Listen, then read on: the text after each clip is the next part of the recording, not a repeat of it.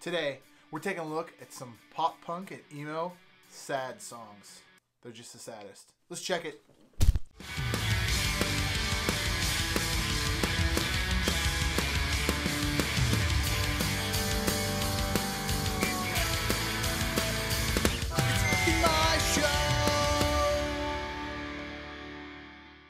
It happens to all of us. Whether you just broke up with an insignificant other, cat died, you lost your job, or you take a look at your life and go, what the hell happened? I have 2 kids, a fiance, and a job I could lose at any minute because I take care of old people, and a YouTube channel and a blog that could plummet at any second because people think that it's uninteresting and boring. Where the hell is your life gone? You're 30. Or maybe that's just me. Either way, in these dark and bleak moments, a lot of us find comfort in music.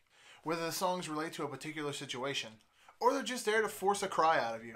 The point is, they're still there, and they care. It's awesome to see that bands write songs about the same situations, making it very relatable to yourself. And you can make that personal connection with the band. So today, we're looking at 10 of my favorite sad songs. Let's get into it.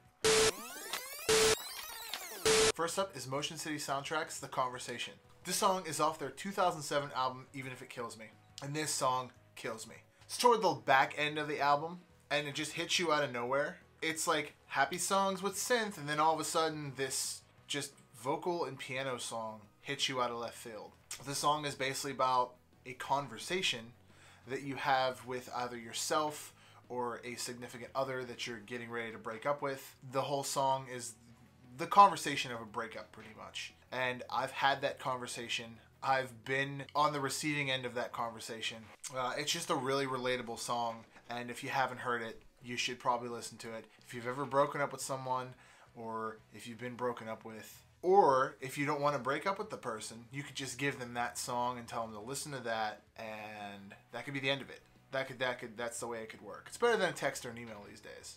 Divorce in the American South by Aaron West and the Roaring Twenties. From their 2014 album, We Don't Have Each Other. Now it goes without saying, I can pretty much pick any song on this Aaron West album and it would probably fit. Every single song is sad and somber, and it's about divorce and them losing a kid and his dad dying. It's just a fucked up album that really hits you in the feels. But this song in particular, because it's another conversation song, for me, it reminds me of being on the road and being in a band. And I think that's what's going on in this song. He's in a payphone, he's talking to his girlfriend who hasn't talked to him, who won't pick up the phone, and they had recently just lost a kid. Which is, you know, to write about that is got to be the most difficult thing in the world. He just wants to hear something from her, some clarity, and he's not getting an answer. And I've also been in this situation, a lot of you have been in that situation, where you talk to the person and or want to get in you want some closure with the person, but they just don't want to talk to you. So it's kind of this open-ended conversation that you have zero closure with, and you have this anxiety and you think about it all the time. And that's what this song kind of is. I hate using the cliche term emotional roller coaster, but this is pretty much what this song is. Miserable at Best by Mayday Parade. From the 2007 album, A Lesson in Romantics. I got introduced to this song. I think I mentioned it on a podcast or on another video on here. Anyway, I got introduced to this song when my buddy Todd, his girlfriend had broke up with him. My girlfriend had broke up with me. Friend Jeremy didn't have a girlfriend. My brother was on the outs with his girlfriend. Pretty much all of us, our whole knit circle of friends, didn't have anyone. And he would play these fucking sad songs all the time. And it helped us cope. We'd tell him to turn it off originally. But after a while, we would be singing along with them, just drinking and crying. I did mention this in another video. It was Copeland's California was another song. But this song, Miserable at Best, is just hit home for me because my girlfriend at the time was at college and she had just started seeing another guy. And the whole topic of that song was about that. It was about a guy having to deal with a breakup and wondering what the hell his ex-girlfriend was doing at the time. And that hit home so hard for me. And I still put the song on sometimes and think about that. What Went Wrong by Blink-182 off of their 2001 album, Take Off Your Pants and Jacket. This song is probably one of the only serious songs from their B-sides. When the album came out, back when CDs were a thing, you can get the regular album and then you had the red, the yellow, and the green albums, and they had 2 bonus tracks on each of them. And they had When You Fucked Grandpa, which is a real song, Fuck a Dog, which is a real song, Time to Break Up, which is another kind of sad song, but it's way faster, and then this one. This song, What Went Wrong, is just an acoustic song. It's Tom playing, and it's about a breakup. This song really hit home for me. You know, in high school, around that time, you're going in and out of relationships with girlfriends, relationships with friends, and in bands. And I remember seeing this song on the tail end of the Blink-182 Urethra Chronicles 2 DVD, and them talking about each other and how their friendship was so damn important to each other. And then years later, you know, it's like Tom singing to Mark and Travis because they're no longer, you know, Blink is no longer a thing. That really sucked for me, because Blink was the band that got me into everything, and to see them, like, even them go through a divorce, I guess, per se, was something. It shows that, you know, you can move on from friends and relationships. Things might not necessarily get better than they were, but they go in a different direction, and maybe that is for the better. But I'm glad Blink's together now, with or without Tom. Cancer from My Chemical Romance, off of their 2006 album, The Black Parade. If you haven't listened to The Black Parade and you're on this channel, leave this right now, pause it, go listen to that album, and then come back here. And I have to say that at the time, I really wasn't a huge fan of the album. I really liked their previous album, 3 Cheers for Sweet Revenge. But The Black Parade was this whole new animal, a whole different animal, coming off of the tail end of that darker, harder punk sound meets emo sound that Green Day, I think, kind of lit the fire under everyone's ass to, like, maybe have concept albums, and that things you weren't able to do before, you were able to do with that sound in this genre. And this song, oh shit, this song, Cancer, is about someone dying of cancer. I think, as the story goes, it's about Gerard Way's grandmother, I want to say. Just having this song from the perspective of the person that's dying is a new twist on losing someone, because you're the one that's being lost. Everyone's leaving. You're leaving everyone behind. It's a new twist. It's a fucking sad song. Just get ready for it. It's just, again, another piano and vocal song. I think that's all you need in those type of situations where you're trying to get a point across, and the point is definitely across in the song. Hold On by The Starting Line from their 2001 album, The Early Years. Speaking of losing to someone, this song's pretty much about that. It's about a girl who has an incurable disease, which is said in the song, and the person's losing them. This is a cool contrast song. If you listen to the song Cancer, it's the person who's dying, and if you listen to Hold On by The Starting Line, it's you watching the person fade away and you watching the person dying. It's a really sad song. This one kicks you right in the dick. But they did get me through a lot of tough times, because, like I said in the beginning of this, a lot of these songs are, it shows that musicians, rock stars, whatever you want to call them, are normal people too, and they can kind of help you because they're relatable. They've written this because they went through the situation before.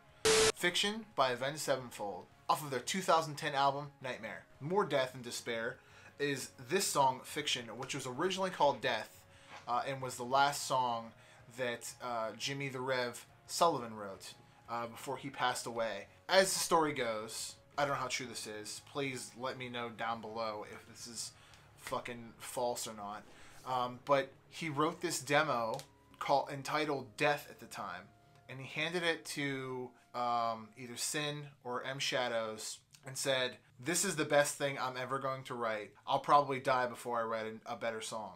And a couple days later, he died. They ended up still writing the album Nightmare and putting this song on it. And it's just kind of ghostly and chilling. And it's kind of this, you can see the person from the other side of the grave. And you can, M Shadows is also singing on it. So you can see his perspective on both ends. There's Rev's voice in it, him playing piano in the damn song. And the song, to me, it sounds like, especially towards the middle of the song, in the bridge, it sounds like he's either giving them permission to still go on the road without him, even though he's gone. The lyrics are fucking right there. Either way, it's a fucking amazing tune. I remember, like, ugly crying when I first heard this song, just because I was a huge Events fan at the time. I mean, it was devastating when Rev passed away. And it's hard to believe it's been like fucking 10 years. But if you haven't heard this song, it's probably one of the harder ones on this list. Give it a listen. Neck Deep's December, off of their 2015 album, Life's Not Out to Get You. When I first heard this song, it took me back to like the miserable at best whenever my girlfriend was dating another guy at college, and this song is pretty much about that. You're getting left for someone else, and you're just walking around going, what the fuck do I do with myself now? This other entity was in my life this whole time, and now it's just completely fucking vanished. And to hear that is amazing. Not only that there's 3 different versions of this song. There's just the neck deep version that's on the album. There's another version that's still acoustic with Chris from Dashboard Confessional. And then there's this harder version that's not just the acoustic and vocals. That's a full band version that's called December, again in parentheses, with the band plus Mark Hoppus. All versions are fucking amazing. They have their own little quirks about them that I love. If you haven't heard this song, get off your ass. It's a newer pop punk sound, but it still has that old feel, and it gives you the feels.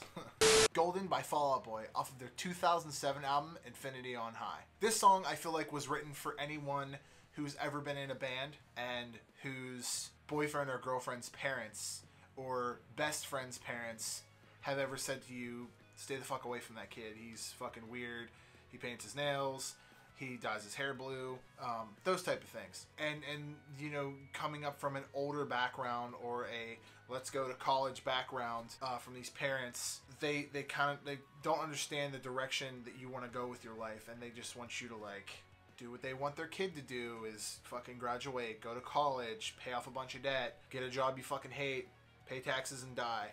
And this song is kind of, I most definitely think it's about that. Especially the line in the song, and all of their mothers raise their babies to stay away from me. It's either a lyric about stranger danger or about you know, being in a band and having your parents just say, stay the fuck away from that kid, he's bad news. And last but not least is a No Seatbelt song by Brand New from their 2001 album Your Favorite Weapon. Now say what you want these days about Brand New, but at the time, Deja Innuendo and Your Favorite Weapon, 2 of my favorite fucking scream and sing and cry your face out songs too. That band, you know, songs like Quiet Things No One Ever Knows and 70 Times 7, 6 Strands of Glory, Glory Fades, they're all written in a so unique way, and No Seatbelt songs, no exception. I mean, I guess you can pick a lot of songs from Brand New, but this one specifically, I remember this was like the first one that kind of hit me in the gut. It's just about a breakup. Jesse Lacey wrote a lot about breakups, but this song, No Seatbelt song, is just give it a listen. Just give it a listen if you're on the brink of a very ugly breakup. Actually listen to all Brand New if you're in the brink of a very ugly breakup. It'll help you get through some things. It might help you get out some aggression. You might learn some things and say some things that maybe you really want to but don't know how. And that's it. I'm going to leave a playlist from the Pop Punk Dad Spotify for all 10 of these songs down in the description below. So if you want to cry, if you want to get out some anger, go ahead and get it. I might end up doing another 10 or 12 songs of this. But let's just roll the outro. Hey guys, now that we're at the end of the video, thank you for commenting, and subscribing. You can check out daily blogs on thepoppunkdad.com, which features daily reviews and interviews from awesome bands. Head on over to the Pop Punk Dad official merch shop, where you can buy cool things like that right there. It helps the channel out and lets me know that you love me. I have a weekly podcast called the Pop Punk Dadcast, which is on SoundCloud and iTunes now. Please subscribe. While you're at it, cruise around and check out other content on this channel. You can check out all my social medias, my IG, my FB, and my Twitter, at the Pop Punk Dad. And above all else, guys, stay pop punk. Later.